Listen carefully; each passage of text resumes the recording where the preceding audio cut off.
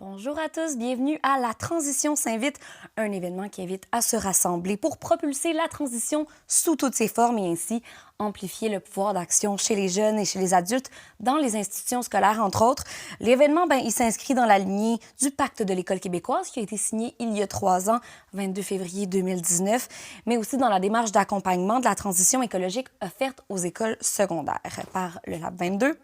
Nous sommes le 21 février 2022, il est 11h46, l'événement se déroule jusqu'au 23 février, 19h. Et puis moi, je m'appelle Maude Carmel, aussi connue sous le nom de Bravo Maude sur Instagram.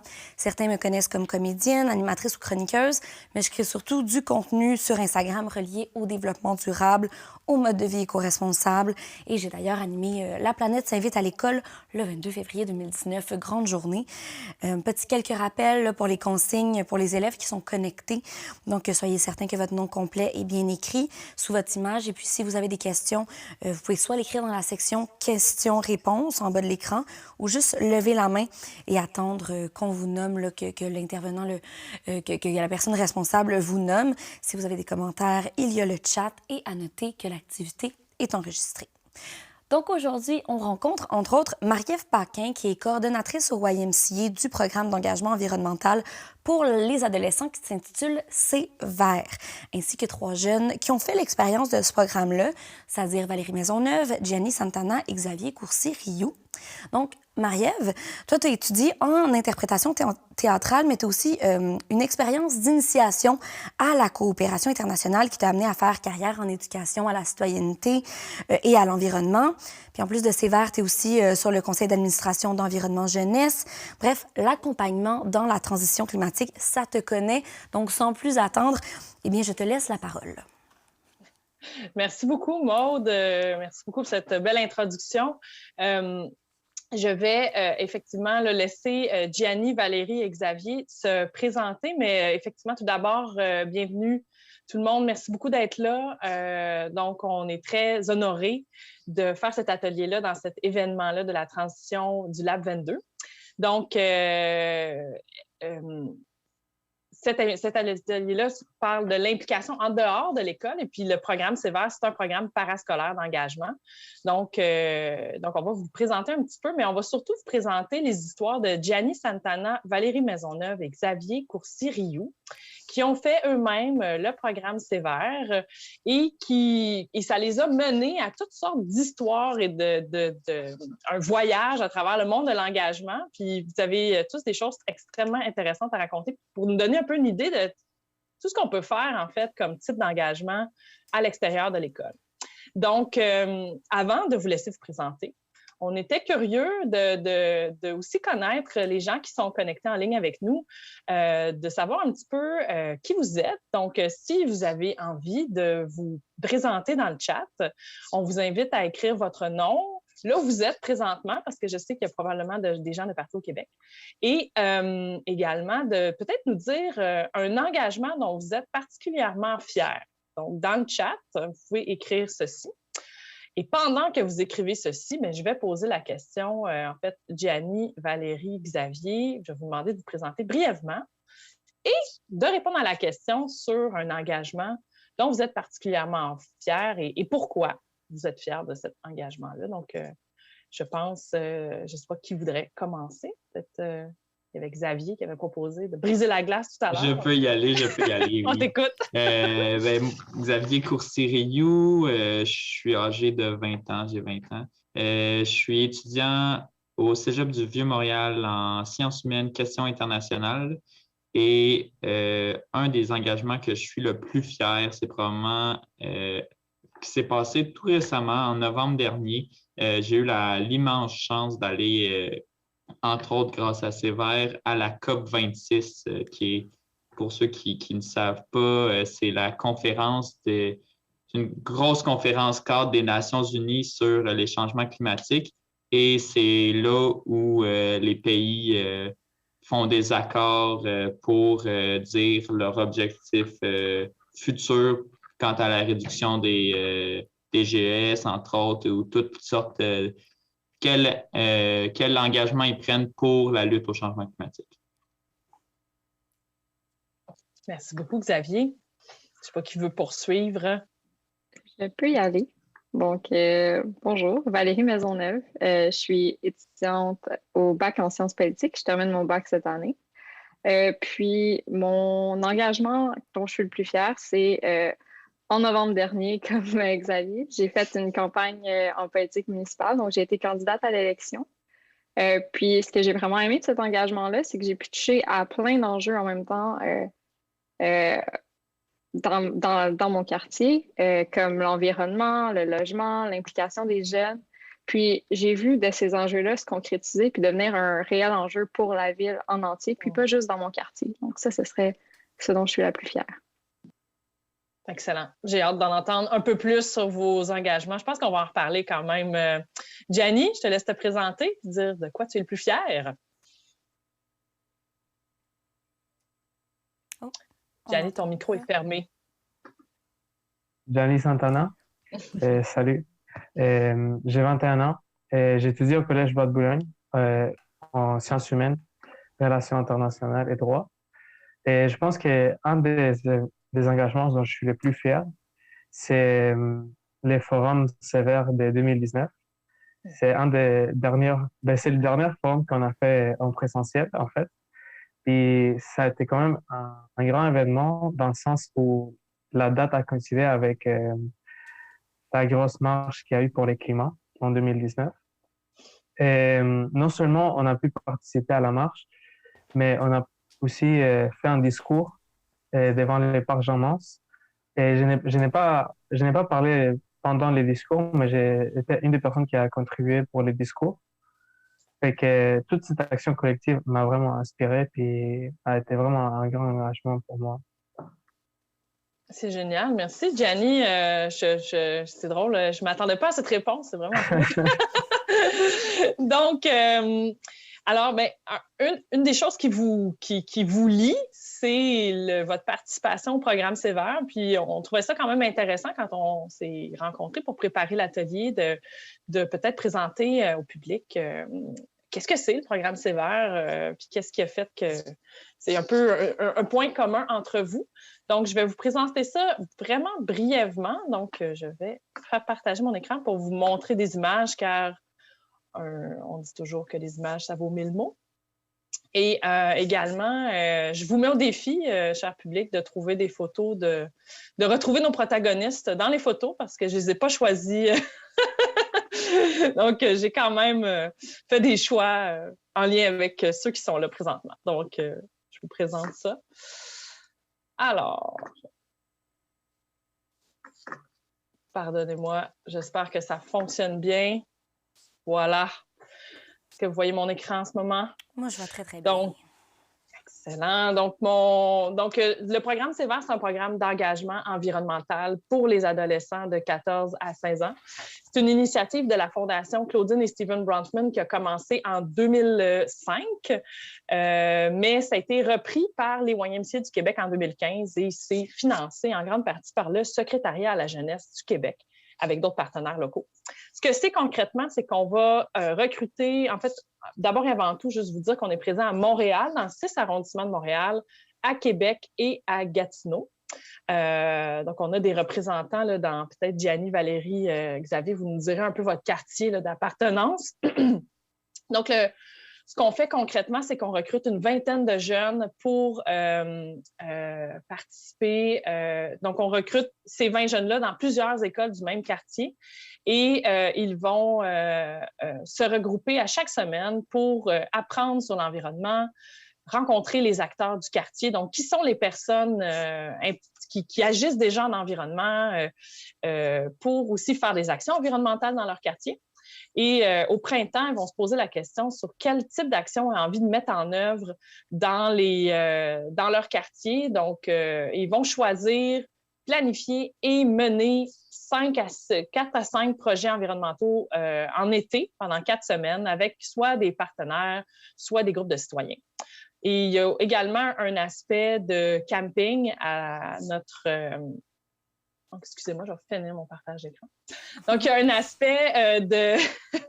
un aspect d'expédition en nature aussi. On emmène les jeunes en nature pendant l'automne, l'hiver et l'été pour qu'ils fassent en fait, une immersion en nature qui s'y attache, en plus de faire des actions environnementales en ville. Ça, c'est Sévère. Mais là, en plus, il y a Sévère Plus. Donc, quand vous avez fait un an de Sévère, vous pouvez poursuivre à Sévère Plus. Donc, c'est le cas de vous trois ici. Donc, à Sévère Plus, on y va vraiment selon les intérêts des personnes qui poursuivent. Ce sont des groupes qui sont à part dans les mêmes quartiers. Et on va autant faire du mentorat des sévères, les accompagner en camping, par exemple, devenir des modèles, mais également, là, je donne des exemples, explorer un petit peu c'est quoi, quel type d'engagement politique on peut faire. Je pense que vous trois en particulier, vous avez je ne sais pas si c'est à sévère que vous avez exploré l'engagement politique, mais définitivement, c'est quelque chose qui vous a parce que dans la suite des choses, qu'on va parler tout de suite après. Mais tu sais, on peut aussi faire du bénévolat, poursuivre des actions environnementales. Et toutes ces... Bref, aller vraiment vers ce qui nous intéresse dans l'engagement et rester autant d'années qu'on veut. Donc, dans le cas des personnes qui sont ici en ce moment, on a des gens qui sont liés au programme Sévère depuis, là, je n'ai pas fait le calcul, mais 4 à 6 ans. Et dans le fond, vous avez cette expérience commune-là, mais par la suite, vous avez vraiment cheminé ailleurs, vous êtes sorti du giron de Sévère, vous avez fait d'autres expériences. Fait que, dans le fond, ma question, ça y est, je vous repasse la parole, j'arrête de parler. Comment Sévère s'est inscrit dans votre cheminement et où ça vous a mené, votre participation? Bon, je ne sais pas qui veut se lancer. Je pourrais y aller, là. On t'écoute, Jenny. Les photos m'ont vraiment fait chaud au cœur. Ça faisait longtemps que je ne voyais pas ces photos. Mais dans le fond, au moins pour moi, j'ai commencé en 2014 à Sévère. Fait que ça va faire à peu près 7 ans. Ah, mon Dieu. Wow. Oui, c'est quand même beaucoup. Dès que j'ai commencé mon secondaire 2, j'étais impliqué à Sévère. Où est-ce que ça m'a mené comme cheminement? Je dirais qu'au tout début, je me suis comme beaucoup impliqué en ce que c'était Sévère Plus, beaucoup des activités faites par Sévère, soit les colloques d'environnement ou soit d'autres implications plus petites. Ça dépendait de chaque année. Et par la suite, je me suis impliqué au conseil jeunesse de mon quartier, Côte-des-Neiges, Notre-Dame-des-Grâces. Et c'est grâce à ça que j'ai pu connaître un peu plus les sphères politiques de mon arrondissement. Grâce à ça, j'ai pu développer beaucoup de connaissances en termes de politique municipale. J'ai aussi fait une simulation des conseils municipaux, les jeunes conseils de Montréal, il y a quelques années. Et toutes ces implications-là sont venues grâce un peu à Sévère. Ça fait aussi que d'autres membres de Sévère de mon quartier se sont aussi impliqués dans les mêmes organismes, soit dans le conseil jeunesse, soit dans les jeunes conseils de Montréal. Et je pense que c'était l'effet de m'impliquer qui a fait en sorte que j'ai vu d'autres chemins pour m'impliquer ou d'autres façons que moi j'aimais m'impliquer. Et je pense que c'est un peu la même chose pour vous deux, Valérie, Xavier. Fait que je vous passe la parole. Merci, Jenny. Est-ce que Valérie ou peut-être Oui, Xavier? je vais y aller, c'est bon. Donc, moi, j'ai été dans Sévère-Gatineau, justement. Donc, je viens pas de Montréal, même si je suis à Montréal en ce moment. Puis, Sévère, ça n'a pas été le début de mon implication parce que je m'impliquais déjà avant à l'école, mais c'était vraiment juste pour le plaisir. Là. Il n'y avait aucune raison derrière mon implication. Mais Sévère est venu donner une raison à mon implication. Ça m'a donné envie de continuer ça sérieusement. Donc, ça m'a donné une vision communautaire des enjeux qui sont plus grands que nous. Parce que quand on regarde l'environnement juste comme ça, comme un grand enjeu, souvent c'est comme intimidant, tu sais pas qu'est-ce que tu peux faire. Puis avec Sévère, justement, j'ai réalisé que les petites actions, c'est aussi les plus grandes que tu peux faire. Donc, genre, toute action compte. Puis ça, c'est vraiment ce que Sévère m'a apporté. Puis là, après ça m'a mené à un parcours politique, là, comme ça l'a façonné comment je m'engageais. Puis j'ai décidé que je trouvais ça tellement le fun de m'engager que je voulais y aller encore plus loin, puis encore plus loin, puis encore plus loin. Donc, je dirais que vraiment...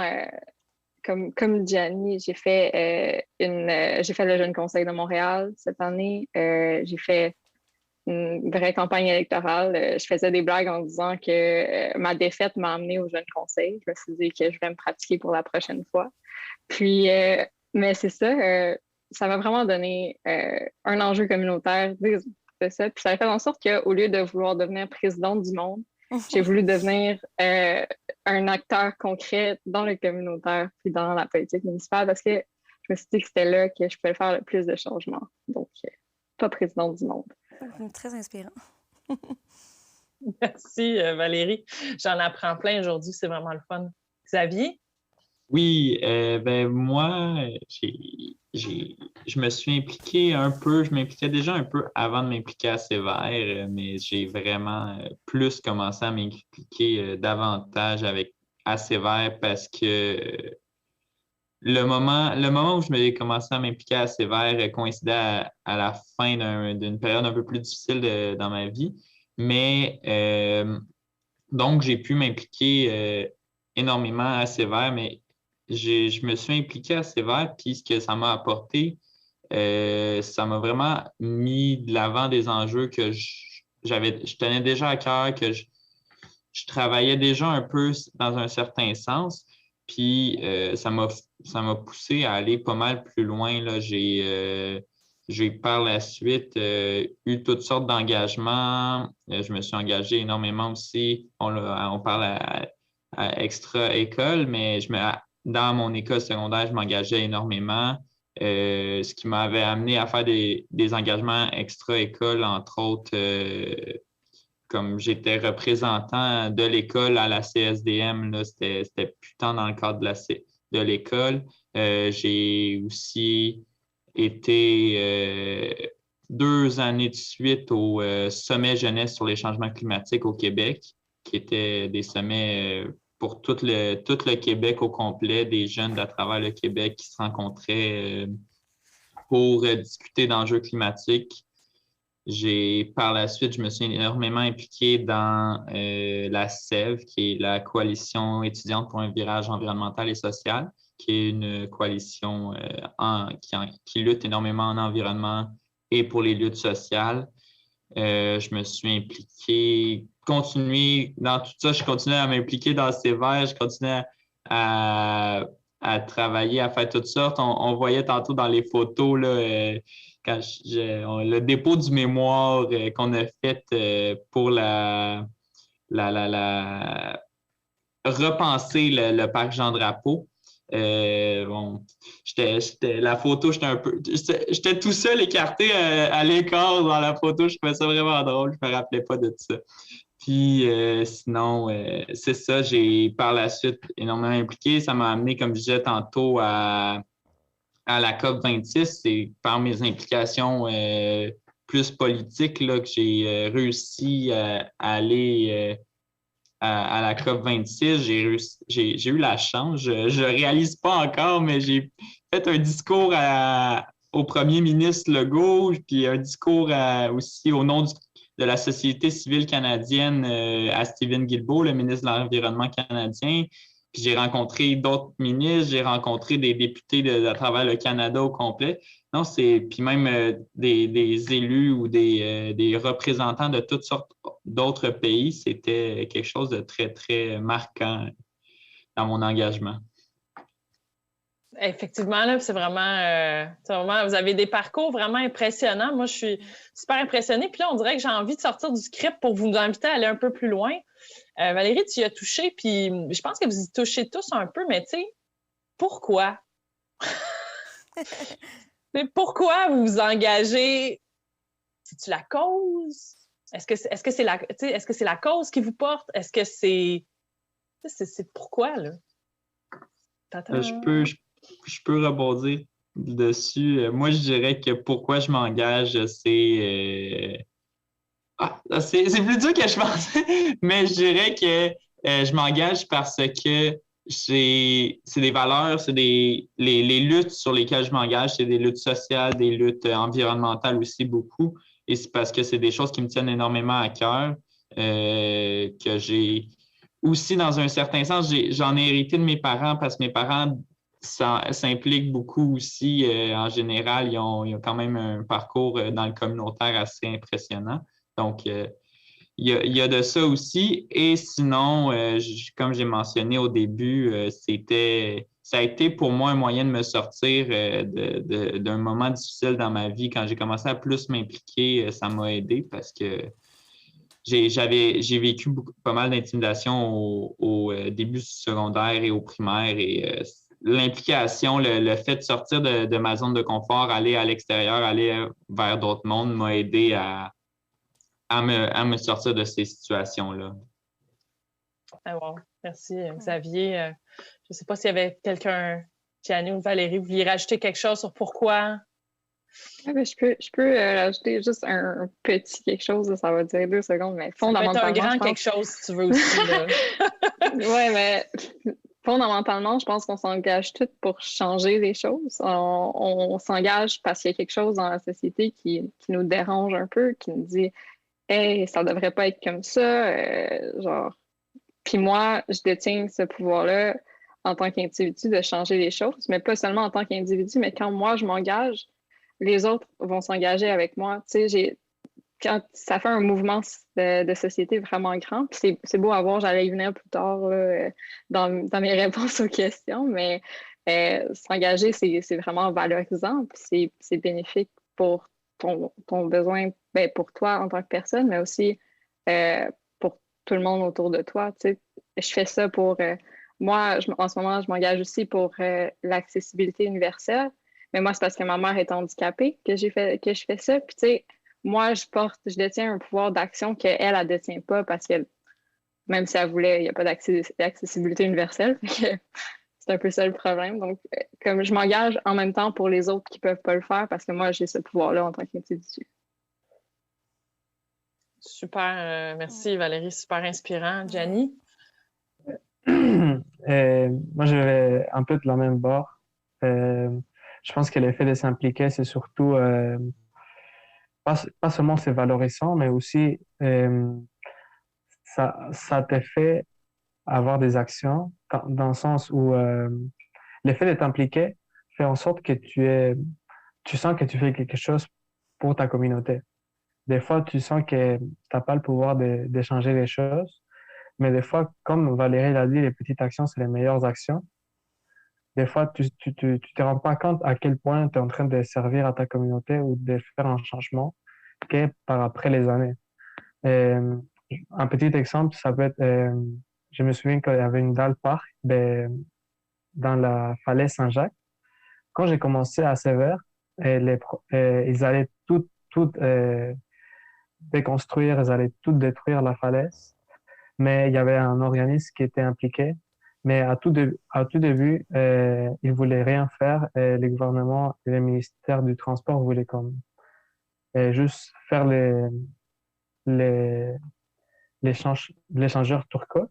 Mais après les années, avec l'implication des gens du quartier, des fois c'était juste 5 personnes, des fois c'était juste 10 personnes, ça fait en sorte que ça poussait nos gouvernements à faire quelque chose. Ça a poussé nos gouvernements à se rendre compte que nous aussi, en fait, c'est nous qui détenons le pouvoir. C'est juste qu'on ne se rend pas compte à quel point les petites actions peuvent changer les choses. Et je pense que c'est là où l'engagement est important, parce que c'est là où on se rend compte qu'on est capable de faire des grandes actions, même si on ne se rend pas compte. Merci beaucoup. Merci beaucoup, Gianni. En fait, je trouve que vos discours, il y a quelque chose de très, très humain, puis je trouve ça très inspirant, très riche de voir à quel point vous laissez une empreinte, non seulement dans votre communauté proche, mais à plus grande échelle, vraiment, là, dans le monde. En fait, comme vous dites, c'est vraiment les petites actions qui peuvent avoir le plus d'impact. Je trouve ça très touchant, même, ce que vous dites. En fait, j'ouvrirais peut-être la période de questions. En fait, on aurait une première question ici. Est-ce que votre implication a eu des répercussions sur les comportements de votre entourage? Est-ce que, tu sais, que ce soit votre famille, vos amis, de voir à quel point vous vous impliquez, est-ce que vous avez vu chez eux un changement de comportement, un changement de valeur? Je commencerais peut-être, Xavier a l'air peut-être prêt à peut-être dire quelque chose dans son expression faciale. Oui, je peux y aller. Je pense que c'est juste en général, je fais beaucoup d'expressions faciales, mais oui, Je dirais que oui, j'ai vu un changement dans la façon de mon entourage de se comporter un peu, surtout plus dernièrement là, avec comme mes actions ont pris des ampleurs vraiment énormes que j'ose pas, tu sais, j'imagine même pas. Donc, c'est sûr que, tu sais, depuis, mes parents sont fiers, ma famille en général sont fiers aussi, là. Ils, ils partagent, mettons, les articles ou quoi que ce soit auxquels j'ai pu participer. Parce que j'ai eu des articles dans Le Devoir ou dans le Journal de Montréal, dans le 24 heures dernièrement. Donc, ils partagent ça avec plaisir. Sinon, j'ai des amis qui, des fois, ils me taquinent un peu et ils me niaisent dans le sens, hey, t'es rendu célèbre, tu sais, des petits, plus en joke. Mais c'est sûr que j'ai vu aussi juste dans la façon de ma famille, on faisait déjà attention au niveau C'est ça. environnemental ou quoi que ce soit, mais ça a un impact, je le vois, il y a beaucoup plus d'efforts qui est fait, autant ma famille proche, mais un peu plus élargi aussi, là, mes grands-parents, Oui. mes cousins, cousines, là, que je vois que ça a un impact à ce niveau-là aussi. Ben oui, parce que tu disais tout à l'heure que de toute façon, tu venais d'un milieu familial qui était déjà quand même impliqué dans le communautaire.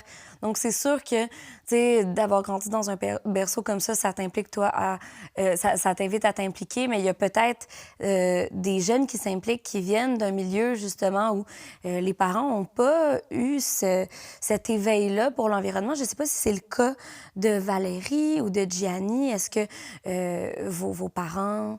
est-ce que votre famille, votre entourage ont vraiment fait, en bon français, un shift dans leur façon de voir le monde depuis que vous vous impliquez? Oui, 100%. Ah ouais. Mes parents, aucunement engagés. Écoute, avant que je m'implique à Sévère, on achetait toujours des caisses de bouteilles d'eau, de 24 bouteilles d'eau à Ah l'épicerie. ouais. Le changement le plus concret que j'ai eu, c'est euh, plus jamais de bouteilles d'eau de plastique. Ça n'a plus jamais rentré dans ma maison. Puis après ça, mon père, 2 ans plus tard, quand je suis déménagée à Montréal, ma famille est encore à Gatineau. Puis mon père, il me regarde et il dit Valérie, j'ai acheté une bouteille réutilisable, l'eau est tellement froide dedans. Puis je suis comme oui, papa. Il y a des avantages ça, aussi. ça- C'est ça. oui, c'est ça. Puis surtout, comme ils sont pas politisés, mes parents. Puis quand j'ai fait une campagne électorale, justement, ça a forcé mon père à en apprendre plus sur la politique municipale parce qu'à son travail, tout le monde lui parlait, tout le monde lui posait des questions. Puis lui, il comprenait absolument rien de ce qui se passait. Il était comme, ma fille a son visage sur une pancarte électorale, c'est tout ce que je sais. Puis ça l'a poussé à poser des questions. Puis ma famille a commencé à poser des questions. Ma famille a commencé à s'obstiner avec d'autres membres de ma famille en disant hey, ça, c'est pas correct de dire ça. Comme j'avais un membre de ma famille qui disait ah, mais tu sais, Valérie Plante a souri beaucoup trop dans ses discours. Puis là, j'ai comme ma grand-mère qui a commencé à s'obstiner avec, puis elle dit ça, c'est sexiste. Puis Wow! ma grand-mère était pas éduquée en soi ou rien, mais avec ma participation, puis en me posant des questions, puis tout ça, elle a développé justement une conscience sociale, une conscience de hey, ça, c'est pas correct. Euh, puis j'ai le pouvoir de dire hey, dis pas ça. Donc, Ouais, au-delà des changements ouais. climatiques, tu sais, c'est fou les bouleversements que ça peut vraiment entraîner, là. Dans le fond, je donnerais la parole... À moins que peut-être, Gianni, tu veux leur rajouter quelque chose sur peut-être l'implication de ton entourage, de ta famille, là. Oui, je pourrais rajouter quelques trucs. Euh, D'ailleurs, moi, je pense que j'ai jamais comme forcé mon implication sur ma famille, mais j'ai toujours comme essayé de leur faire comprendre certaines choses. Euh, mais ça fait un peu naturellement, surtout avec mon petit frère. Hmm, Maintenant, mon petit frère est comme flexitarien et OK. il fait attention à ce qu'il mange. Et il utilise de la pâte à dents écologique. L'empreinte carbone, là, du Euh, quotidien, oui. ouais. Fait que ça, c'est donné comme toute seule, sans que je sens de lui dire de quoi. Il a comme toute seule fait sa propre recherche, essayer de en apprendre plus. Aussi, je pense que des côtés de mes amis, il y en a certains qui, après que moi j'ai fait les programmes sévères, eux aussi, ils l'ont fait. Et ça a donné que des fois, eux, ils sont euh, plus verts que moi, Ah ouais. dans le sens où ils ont comme arrêté certaines tendances et ils s'impliquent beaucoup plus ou des fois ils font beaucoup plus d'actions que moi. Et le fait que ça soit moi qui les ai invités au programme, ça me ravit au cœur. C'est tout. C'est fou quand même l'impact que ça peut avoir. Très intéressant. Là, je donnerai la parole à Geneviève Robert qui vient de se connecter avec nous, je crois. Bonjour Geneviève. Bonjour, j'étais connectée, mais c'est parce que j'enseigne et je suis les formations en même temps. C'est tout un défi. Alors, je viens quitter un élève. Bon, je vais très rapidement exprimer pourquoi je suis ici. Je connais Dominique Vézina. Nous nous sommes côtoyés dans le passé. Il était ABSEC à l'époque et puis on a un peu gardé contact parce qu'on a des intérêts communs. Moi, j'enseigne au primaire à l'école Guy Drummond. Autrement. Ouais. Je travaille comme enseignante orthopédagogue et j'ai mis de l'avant, il y a environ 1 an et demi, j'ai complété un formulaire pour une demande de bourse auprès de l'organisme 100 degrés. Puis la bourse nous a été octroyée, alors on a reçu un montant de 15 000 et le vendredi dernier, j'avais jusqu'à minuit pour compléter un autre formulaire d'un projet qui s'intitule « De la ferme à la cafétéria ». Je vais rapidement vous dire, la bourse de 15 000, c'est pour mettre de l'avant des plus saines habitudes alimentaires. Évidemment, dans le meilleur des mondes, il y a aussi tout le volet de compost, il y a le volet de récupération. Là, je suis en train de faire cuire un bouillon de légumes à la mijoteuse. J'ai acheté des outils culinaires qui sont un peu partout dans mon local. Il y a des éducatrices qui sont investies. Les élèves, ils cuisinent avec moi. On va partir des petites capsules vidéo. En tout cas, on est les 2 écoles montréalaises. Il y a Guy Drummond et une autre école montréalaise parmi les 30 qui ont reçu la bourse de 100 degrés. Fait que j'espère qu'on va assurer une pérennité. C'est pour ça, entre autres, qu'on veut monter des capsules vidéo. Il y a des bacs qui ont été fabriqués à l'extérieur par un organisme qui s'appelle Semi-Urbain. On va planter des semis. On veut intégrer ce qui va pousser au sein d'une saine alimentation. Il y a beaucoup de choses qui se passent. La raison principale pour laquelle je veux suivre les formations dans la mesure de ma disponibilité de la transition s'invite, c'est que je trouve qu'on peut toujours améliorer nos connaissances. Là, c'est incroyable toutes les possibilités qui s'offrent à nous. Pour moi, l'alimentation et un mode de vie sain, développement durable, tout ça, ça s'insère c'est un besoin fondamental, mais c'est un besoin au niveau d'un équilibre de tout être. Quand on mange bien, notre niveau d'attention, de concentration augmente. Ce que je veux vraiment mettre de l'avant, c'est le côté positif. Il y a une époque dans ma vie où je disais aux enfants, on ne mange pas des pâtes d'ours comme collation. Alors que maintenant, je leur dis plutôt, peux-tu me nommer des collations que tu juges nutritives? Fait que c'est amener les jeunes à aller chercher eux-mêmes leurs connaissances, parce que souvent, ils en ont, puis c'est juste question de les faire sortir. Puis aller vraiment dans un mode de positif. Qu'est-ce qu'on veut mettre de l'avant? Puis il faut partager aussi.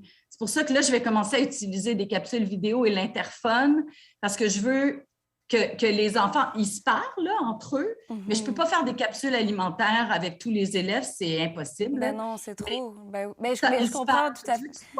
Mais je vois à quel point, c'est ça, je veux dire, au quotidien, vous êtes vraiment impliqués dans votre école primaire, puis c'est le fun de voir aussi que vous êtes intéressé à ce que le Lab 22 fait. Je ne sais pas si vous avez une question pour un des panélistes qui sont là aujourd'hui ou si c'était vraiment un commentaire général. Oui, parce que j'ai suivi une formation brièvement auparavant, puis j'ai vu que ce qui est vraiment profitable, c'est quand on donne le sentiment d'appropriation aux gens. Puis je voudrais avoir plus de façons de le faire. Fait que la diffusion, c'est essentiel. Le fait de faire en sorte que les jeunes soient multiplicateurs soit essentiel, mais je voudrais que ça fasse comme boule de neige. Fait que peut-être mettre de l'avant davantage les petites choses qui se font au niveau des microprocessus. Comment on pourrait faire? Parce que Xavier a parlé d'articles. Il faudrait que ce soit encore plus diffusé. Donc, votre question, dans le fond, ce serait comment est-ce que les jeunes qui sont déjà impliqués pourraient amplifier encore plus leur voix chez les autres jeunes? Ça, c'est un petit peu ça, votre question? Oui, puis en rendant ça simple et accessible pour que les gens aient un sentiment en anglais, ils disent « empowerment », qu'on sente que c'est possible. Comment on ferait? Il faut créer des ponts, là.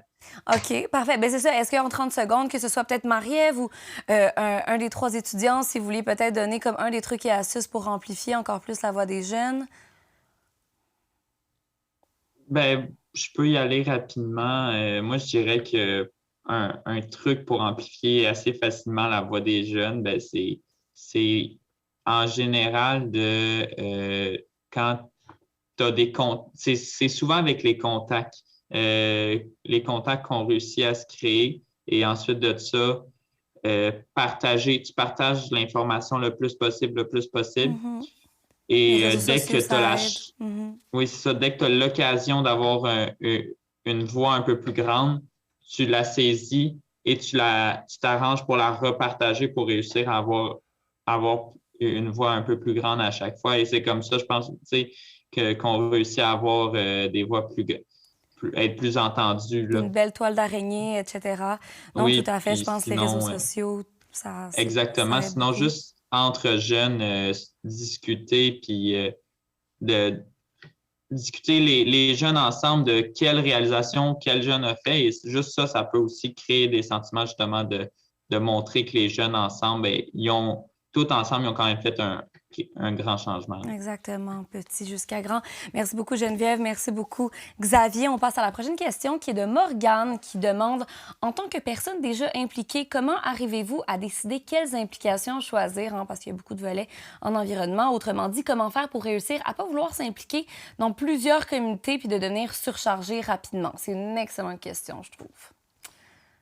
Je vais aller sourire. Genre, est-ce que je suis la bonne personne pour répondre? Suis-je trop impliquée déjà? Je peux y aller, mais honnêtement, je vais y aller avec je suis trop impliquée déjà aussi. Ouais. Je pense que c'est vraiment de respecter ses limites personnelles, puis d'apprendre à les connaître. J'ai fait face à un clash à l'automne dernier, justement, parce que j'avais trop d'implications en même temps. Puis c'est venu jouer avec mon parcours scolaire. Tu sais, j'avais des moins bons résultats. Puis c'est à ce moment-là que j'ai réalisé, OK, il faut que je mette un frein sur tout ça, puis que je prenne du temps pour moi. Fait que, il y a tellement d'enjeux en même temps. Puis tu peux retrouver des organismes où t'impliquer qui vont toucher tous les enjeux un peu, puis pas être spécifique à un seul, comme avec Sévère. On touche un peu à tout le temps, tu sais. C'est pas spécifique à un seul enjeu. Fait que c'est possible de trouver des endroits où est-ce que ça te demandera pas trop de temps, mais que tu vas pouvoir toucher à tous tes intérêts en même temps. Puis c'est ça qui est le fun dans les comités, c'est qu'il y a certains comités qui vont te laisser le choix de faire une action sur ce qui te touche sur le moment. Fait qu'une journée, tu pourrais aller, je sais pas, protéger une forêt de la déforestation. Puis le mois d'après, ça pourrait être la rivière. Tu sais, il y a des beaux comités comme ça qui te laissent choisir l'enjeu au moment, puis qui te donnent les moyens de le faire. Donc, c'est juste à trouver les bons endroits où t'impliquer. Ouais, que ce soit Puis d'apprendre à varié. connaître tes limites. Ouais. Apprendre à connaître tes limites, je pense que c'est vraiment le meilleur conseil qu'on peut donner. Je dirais pour une dernière question ici de Benoît. Donc, vous êtes tous très jeunes et avez décidé de vous lancer d'une façon ou d'une autre en politique. Avez-vous vécu des freins, des barrières en politique environnementale dues à votre âge? Ou peut-être à la personne peut-être qui est derrière l'écran, peut-être juste, je vois pas le reste de la question. Avez-vous vu des évolutions? Bon, je vais inventer le reste de la question. Avez-vous vu des évolutions peut-être depuis le début de votre implication, là? Donc, je sais que Valérie, tu t'es impliquée en politique. Je sais que Xavier, bon, tu t'es quand même rendu à la COP 26. Je sais pas, Gianni, est-ce qu'il y a quelqu'un ici qui a vu des évolutions à votre échelle dans la façon dont les gens vous voient? Autrement dit, c'est quoi le plus grand défi dans votre engagement? Je pourrais y aller, si vous me Vas-y, Gianni. permettez. Bien sûr. Dans le fond, quand j'ai commencé les conseils jeunesse des Côtes-des-Neiges Notre-Dame-des-Grâces, j'étais pas mal un des plus jeunes parce que c'est des jeunes d'entre 15 à 30 ans. Et c'est sûr qu'au tout début, tu veux essayer de t'impliquer le plus possible, mais il faut aussi comme apprendre un peu de l'expérience des autres et un peu de cette maturité qu'ils ont acquérie au cours des années. Mm-hmm. Mais c'est sûr que des fois, c'est une barrière parce que les gens ne te voient pas de la même façon parce que ils croient que parce que tu es jeune, tu sais pas ce que tu dis ou t'es pas impliqué ou tu es juste là pour niaiser. Mm-hmm. Mais c'est pas le cas, sinon tu serais pas là. Oui, puis il faut écouter la voix des plus jeunes aussi, ils ont quelque chose à dire. Et des fois, c'est surprenant de voir quand des fois on se rend dans des événements, il y a des jeunes encore plus jeunes que nous et ils sont très éveillés sur beaucoup de questions et ils ont beaucoup de choses intéressantes à dire. Et ça ne veut pas dire que parce qu'ils sont des jeunes, qu'ils n'ont pas une voix à dire. Mm. Et que ça, c'est quelque chose d'important La à comprendre, c'est crédibilité, que, peut-être, ouais, dû à l'âge. oui, Je comprends. le fait que des fois, on voit pas les mondes de la même façon. On n'a pas les mêmes lunettes, mais ça devrait pas être une barrière, surtout parce que il faut comprendre que la voix de tout le monde est importante. Et il faut respecter l'opinion des autres. Et ça, c'est comme une des valeurs que moi, je tiens beaucoup, c'est respecter l'opinion des autres. Ouais. Parce que moi aussi, je veux que mon opinion soit respectée. Mm. Et que quand j'étais au conseil jeunesse, ça, c'était comme un des enjeux. Mais maintenant, je suis comme vice-président et je suis encore jeune, fait que Hey, c'est ça, c'est t'as un peu l'avenir devant comme, toi. Oui, c'est ça, c'est un peu exactement. comme changer tout. OK. Mais c'est juste comme avoir le courage d'y parler. Ça, c'est une des choses importantes. C'est ça. Donc, bon, la crédibilité liée à l'âge. Rapidement, est-ce que Xavier, Valérie, c'est quelque chose que vous avez vécu aussi?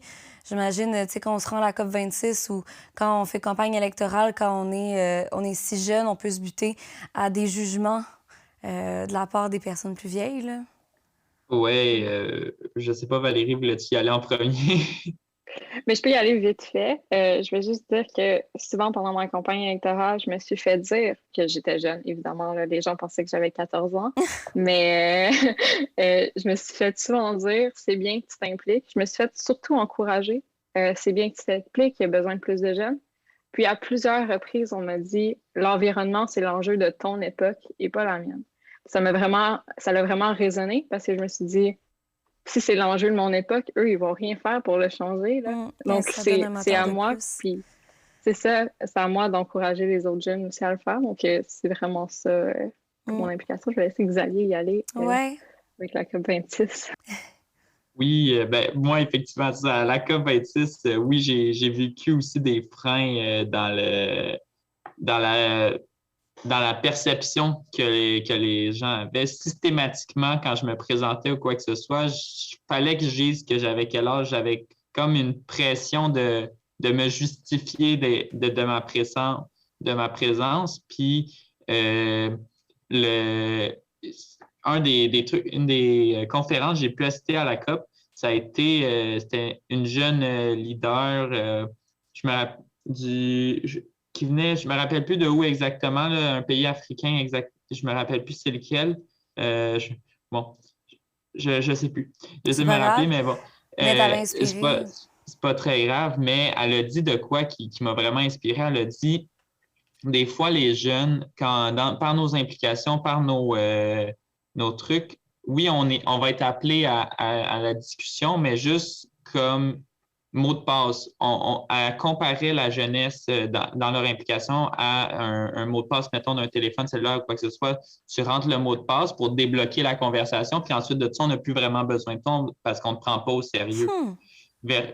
Ce qui m'a fait énormément réfléchir, puis c'est effectivement de quoi que je pouvais ressentir, entre autres quand j'ai fait mon discours au premier ministre, quand il m'a dit « Continue de t'impliquer, mon grand, c'est bien ce que tu fais », mais qui n'a complètement pas répondu à ma question autre que je lui posais. Il s'en rappelle déjà plus. C'est ça, c'est vraiment une belle analogie, je trouve. Ben, merci beaucoup à vous quatre. Donc, merci Marie-Ève, Gianni, Valérie, Xavier, pour votre participation aujourd'hui. J'ai trouvé ça vraiment, vraiment inspirant. C'est ce qui conclut l'activité. Il y a d'autres ateliers, d'autres séances qui s'offrent à vous jusqu'au 23 février, 19h.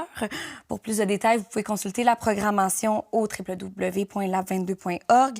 Donc, la transition se poursuit dans presque 15 minutes, là, à 12h45, avec Xavier Watso, enseignant et militant à Benaki, jusqu'à 13h30, et c'est moi qui l'animerai. Vous pouvez aussi visionner des capsules éducatives en tout temps sur le site du Lab 22.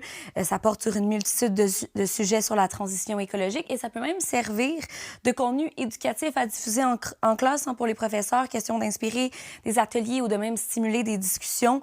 Et si vous voulez faire bouger les choses à votre école, pensez à inviter votre école à signer le pacte de l'école québécoise pour passer de la parole aux actes. Vous pouvez même le signer vous-même là, individuellement sur le site du Lab 22 toujours. Et je tiens à remercier toute l'équipe et les collaborateurs, collaboratrices du Lab 22 ainsi que ses précieux partenaires. Merci à tout le monde et on se revoit dans quelques minutes avec Xavier Watso.